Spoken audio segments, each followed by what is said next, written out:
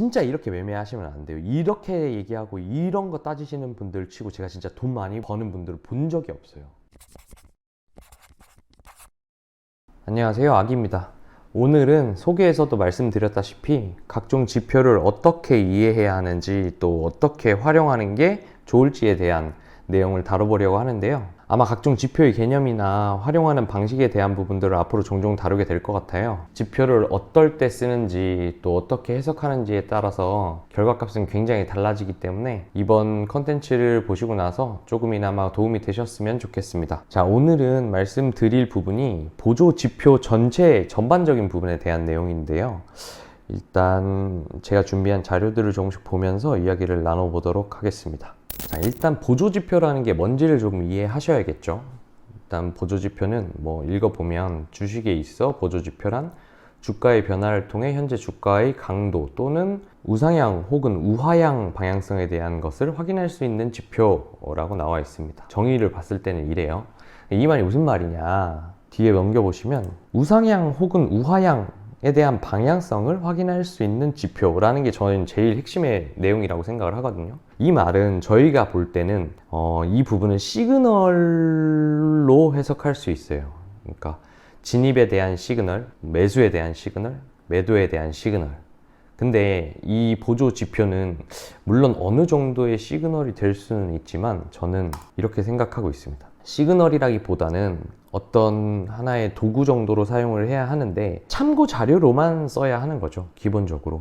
절대 도구에 조종을 당해서는 안 돼요. 조종을 당한다는 게 무슨 말이냐면 나의 매매 시나리오가 없고 내가 기준이 없는 상태에서 그냥 오로지 시그널, 그러니까 이 보조 지표의 어떠한 부분만을 보고 나서 그냥 무지성 매매를 하게 되면 이 부분들은 초반에 수익이 날 수도 있지만 최종적으로 가면 결국은 손실로 종결을 하게 될 거예요. 그래서 절대 내가 이 도구를 컨트롤해서 사용을 해야 되지, 반대로 제가 그 도구에 이끌려서 매매를 하게 되면 절대 안 된다라는 내용이에요. 그래서 이 부분은 꼭 처음부터 끝까지 머릿속에 담고 계셔야 됩니다. 아, 이게 이 선에 닿았으니 꼭 매수를 해야 돼 라고 생각하시면 안 된다는 거죠. 보조 지표를 보시는 분들 중에 초보분들이 제일 많이 하시는 얘기들이랑 매매가 잘 안 되시는 분들이 주로 이렇게 말씀하시는 경우가 많아요. 뭐 쉬운 보조지표는 의미가 없다. 뭐 누구나 쓰는 보조지표 말고 수익이 나는 숨겨진 보조지표가 있을 거야.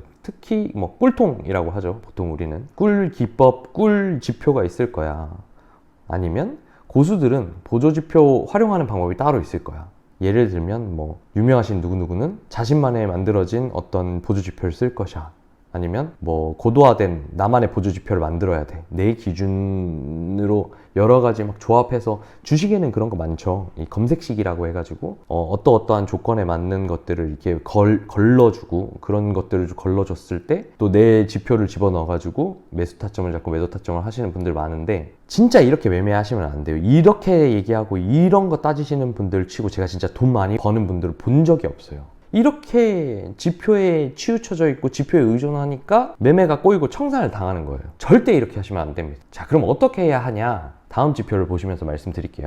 자, 예시로 갖고 온 건데 기본적으로 보시면 위쪽에 있는 것들이 좀 복잡하고 뭔가 있어 보이고 뭔가 내가 되게 고급 트레이더가 된 것 같고, 막 남들은 저게 뭐지, 저거 매매하는데 와 저런 것까지 분석하면서 하는구나 라고 싶을 뽕에 찰만한 저는 지표라고 생각을 하거든요. 그리고 선 수백 개, 수십 개 그으시는 분들이, 저도 처음에도 그랬고, 막 여기 기준으로 막 여기에다가도 추세 긋고 저기에다가도 추세 긋고, 여기는 무슨 선이고 여기는 무슨 선이고, 지금 스토캐스틱이 뭐 어디 과매수 구간으로 들어갔고, 장기, 중기, 뭐 단기 이렇게 보시면서, 물론 스토캐스틱도 그렇고 일목균형표도 그렇고 굉장히 좋은 지표일 수 있어요. 근데 제가 생각하는 지표의 지론에는 굉장히 좀 부합하지 않는 지표라고 저는 생각을 하거든요. 그 이유를 이제 설명드릴 텐데, 자, 밑에 보시면 22동 평균선, 그러니까 이평선이라고 보통 하죠. 그 중에서도 지금 예시로 갖고 온 건 요 흰색 라인, 요 22동 평균선이고요.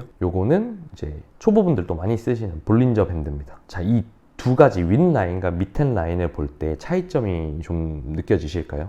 보시기에는 가장 간단하게 볼 수 있는 건 두 가지일 것 같아요. 복잡하다, 심플하다, 요 두 가지가 있겠죠. 그래서 이 부분들을 기준으로 볼 때 저는 좋은 지표는 아래에 있는 지표가 위에 있는 지표보다 매매 활용하기에도 좋고, 그리고 초심자분들도 충분히 활용할 수 있는 지표라고 생각을 합니다. 이 말은 이제 뒤에 제가 지표에 대한 어떤 개념을 갖고 있는 부분들을 설명해드리면 아마 이해가 되실 텐데요.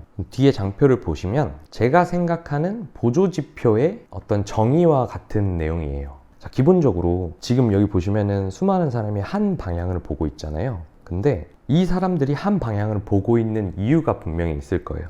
어떤 걸 기다리고 있다든지, 아니면 어떤 중요한 부분이 있다든지. 그러니까 이 사람들이 더 한 방향을 보고 있겠죠. 근데 이 사람들을, 이 수많은 사람들을 트레이더라고 생각을 해보면, 수많은 사람들이 매수든 매도든 둘 중에 한 가지 포지션을 잡기 위해서 어느 시점을 기다리고 있을 거예요. 자, 본인들만의 기준점을 가지고, 아, 내가 이 순간이 오면 매수를 할 거야, 매도를 할 거야 라고 생각을 하고 지금 차트를 뚫어져라 쳐다보고 있는 거죠. 근데 이 다수가, 수많은 다수가 기준점을 잡을 때 아까 위에 말씀드렸던 어떤 전문적이고 소수만이 알고 있고 굉장히 비기처럼 아껴진 지표나 기법들을 활용해서 매수를 하려고 할까요? 아니면 일반적 다수가 직관적이고 명확하게 알 수 있고 쉽게 해석할 수 있는 지표를 기준으로 포지션을 잡는 사람들이 많을까요? 저는 후자라고 생각을 하거든요. 명확한 기준점이 있고 직관적이고 누가 봐도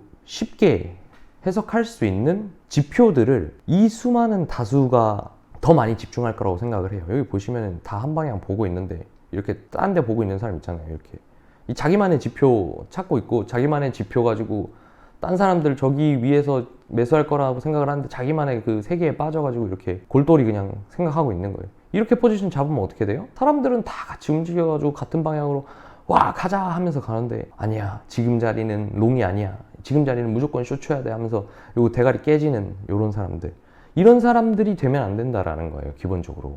자, 그러면 제가 이제 말하는, 저희가 이제 매매를 할 때 이 수많은 사람들이 기다리고 행동하는 기준이 되는 포인트라고 봤을 때, 아까 다시 돌아가서 보면 지금 이 스토캐스틱과 일목균형표 같이 뭔가의 조건들이 많이, 여기 보시면 이거 제가 구글에서 퍼온 건데, 여기 보시면은 뭐 후행이고 전환선이 뭐 선행이고, 뭐 선행도 뭐 두 개가 있어가지고 선행도 1번이 있고 2번이 있고, 뭐 저는 사실 일목균형표 아예 안 써봤거든요. 그냥 뭐 구름대가 있고 뭐 지지 받으면 뭐 이게 돌파 나면 뭐 이런 거는 뭐 듣긴 들었는데 하다가 때려쳤어요. 좀 복잡해가지고. 스토캐스틱도 솔직히 이거 RSI 보면 될 것 같거든요. 저는 이거 잘 안 써요. 잘 안 쓰는 게 아니고 아예 안 써요. 이게 그 고승덕 변호사님 좀 유명한 분 이거 하다가 뭐 돈 버셨다 그래가지고 저도 처음에 이거 막 할 때, 와 고승덕 뭐 돈 벌었다, 유튜브에서도 잘 된다, 뭐 고승덕의 빅이다 막 이래가지고 몇 번 보다가 저거 뭐 매수 시그널 저 이거 뭐 단기 뭐 중기 뭐 저는 이것도 안 봅니다. 뭐 나중 공부해서 쓸 수는 있겠지만 지금은 안 봐요. 이런 두 가지가 제 기준에서 지표로 활용하기에 좋은 지표냐라고 하면, 아까 그 기준 모두가 직관적이고 쉽게 해석하고 명확하게 보이는 어떤 그런 기준에는 저는 이런 지표는 좋지 않다고 생각을 하는 거예요. 아래에 보시면 이제 21이동 평균선, 그 이동 평균선은 왜 사람들이 많이 보냐면, 기본적으로 HTS, 그러니까 뭐 주식하시는 분들 HTS, 그리고 거래소, 저희가 하는 이제 선물 거래소 같은 거 들어가시면 기본적으로 깔려 있는 게 이평선이에요. 모바일에서든 PC에서든 기본적으로 이평선 깔려 있잖아요. 그죠? 그러니까 이거는 기본적으로 사람들이 많이 볼 수밖에 없는 거예요. 그 외에 뭐 거래량이 있을 거고, 뭐 여러 가지 몇 가지 기본적으로 깔린 것들이 있고, 직관적이고 쉽게 보이고 많은 사람들이 볼 수 있는 지표들이 있죠. 그리고 초보들이 진짜 많이 쓰고 활용하는 볼린저 밴드 얼마나 직관적이에요. 이 안에서 움직인다. 움직였던 평균치를 이 폭 안에서 보여준다. 이런 볼린저 밴드 직관적이잖아요.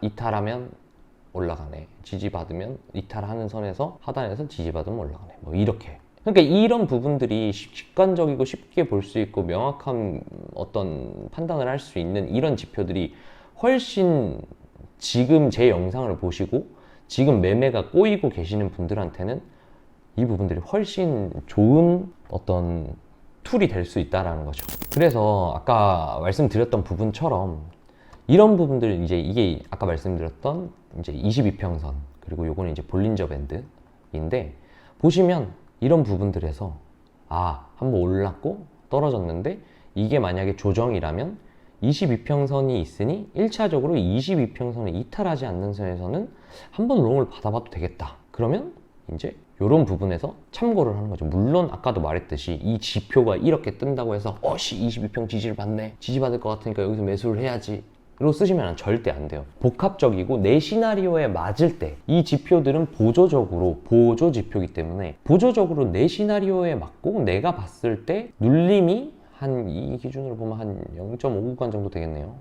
피보나치 기준으로 뭐 피보나치가 됐든 거래량이 됐든 아니면 뭐 RSI가 됐든 여러 가지 지표들 복합적으로 볼 때 몇 가지 근거 중에 하나로 이 부분이 보인다 라고 하면 매수할 수 있을 것 같다 라고 활용을 하는 거죠. 볼린저 밴드도 마찬가지예요. 한번 올랐고 상단 때렸는데 하방으로 가네. 요 하방 근처에서 볼린저 밴드 박스권이 있으니까 이 볼린저 밴드 박스권을 이탈하지 않는다면 한번 매수를 받아봐야지. 그럼 한 뭐 요쯤에서 매수 받아보고 매수 받았는데 내려가나 했는데 이탈 안 한다. 그러면 이 포지션 유지를 해보는 거고, 물론 이것도 마찬가지로 다른 여러 지표들이랑 섞어서 판단을 해야겠죠.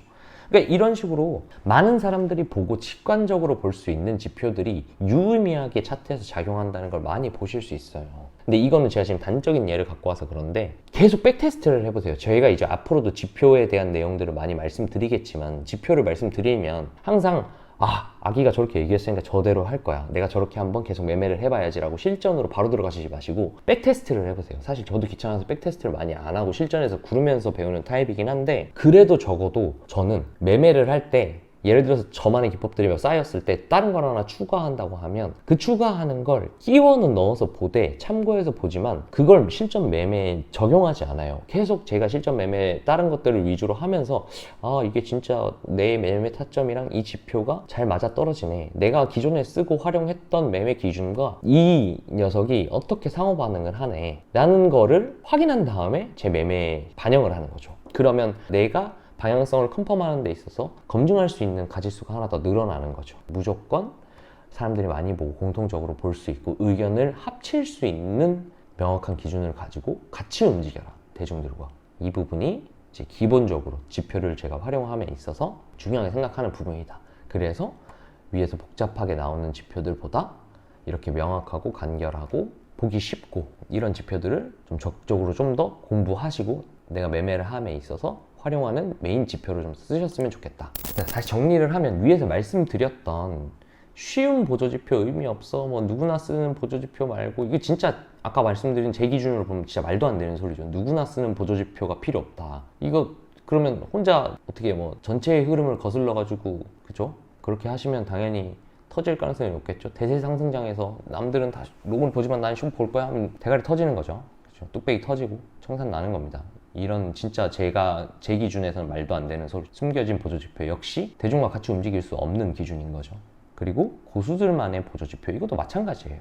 이것만 해가지고 고수들이 본인의 뭐 어떤 비기를 만들어가지고 그 비기로 한다라는 것도 사실 조금, 물론 이제 이거는 좀 다른 개념이긴 해요. 아까 말씀드렸던 5가지 컨펌을 뭐 예를 들어서 한 5가지의 기준을 가지고 나는 매매를 하는데 5가지에서 4개 이상 컨펌이 났을 때 사인을 울려라 뭐 이런 건 있을 수 있는데, 그건 사실 저는 그것도 그들의 보조지표지 저의 보조지표는 아니라고 생각해요. 그 사람이 그렇게 들어갔을 때 어느 타이밍에 입절해야 되는지나 이런 기준이 다 달라서 이 지표를 써서 수익 내기는 진짜 쉽지 않아요. 그죠? 흔히 말해 이런 게 이제 카피 트레이딩이죠. 거래소에서 지원하는 것들이 있잖아요. 카피 트레이딩 하면 결국은 크게 그 사람이 정말 고수익 유저라고 해도 진입 타점이 틱딱 밀리게 되고 뭐 이런 부분들이 있기 때문에 그들과 똑같이 수익이 날 수 없고, 손실 볼 땐 더 많이 나고 수익 볼 땐 적게 나고 해서 결국은 그들만큼 못 버는 그런 부분들이 있듯이 이런 부분들은 똑같이 의미가 크게 없다. 내가 쓸 수도 없다. 이런 것들은.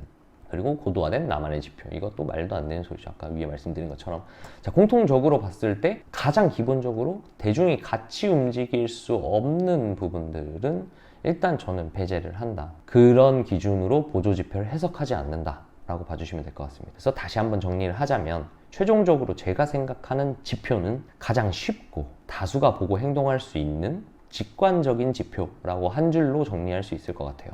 이제는 지금 이 말씀이 어떤 말씀이고, 그리고 쓰셨던 보조지표 중에서 머리에 좀 떠오르시는 게 있을 거예요. 자, 그러면 가장 쉽고 다수가 보고 행동할 수 있는 직관적인 지표가 어떤 것이 있다고 저는 생각을 하느냐. 자, 기본적으로 지지와 저항이 이거 막 쉽죠? 이거 뭐 여기 뭐 돌파하면 사실 쉬운데 이거 잘 써야 됩니다. 추세, 그리고 거래량, RSI, 볼린저 밴드, 피보나치, 기본적으로는 이런 것들이 있을 거예요. 지표로 사용하기에 직관적이고 뭐 요건 조금 복잡하긴 한데 어찌됐든 이렇게 가장 쉽고 다수가 보고 행동할 수 있는 직관적인 지표를 기본적으로 이제 저는 이 보조지표 설명에 있어서 컨텐츠를 올릴 예정이고요. 물론 이거 말고도 다른 것도 올릴 거긴 한데 아마 초반에 올라갈 영상들은 요런 이제 기본적인 지표들을 가지고 어떻게 해석해야 하는지 그리고 어떻게 활용할지에 대해서 앞으로 말씀드리겠습니다. 자, 오늘은 보조지표를 어떻게 이해해야 하고 보조지표를 활용할 때 어떻게 활용해야 하는지, 그리고 제 기준으로 봤을 때 어떤 보조지표들이 좋고 어떤 보조지표들을 중요하게 생각해야 되는지, 그리고 그 중에서도 이제 실제 매매를 할 때 이 보조지표를 내가 판단하는 포지션을 잡는 어떠한 컨펌 라인, 그러니까 제가 포지션을 잡을 때 기준으로 삼을 수 있는 요소들 중에 한 가지, 한 피스 정도로만 받아들이고 활용하셔야 한다. 이제 오늘 보조지표에 대한 내용들은 그 부분만 좀 이해하고 가시면 좋을 것 같습니다. 자, 앞으로도 이런 보조지표에 대한 컨텐츠 계속 올라갈 건데 도움이 되셨다면 아기차트 구독, 좋아요, 알림 설정까지 부탁드리겠습니다. 감사합니다. 다음에 뵙겠습니다.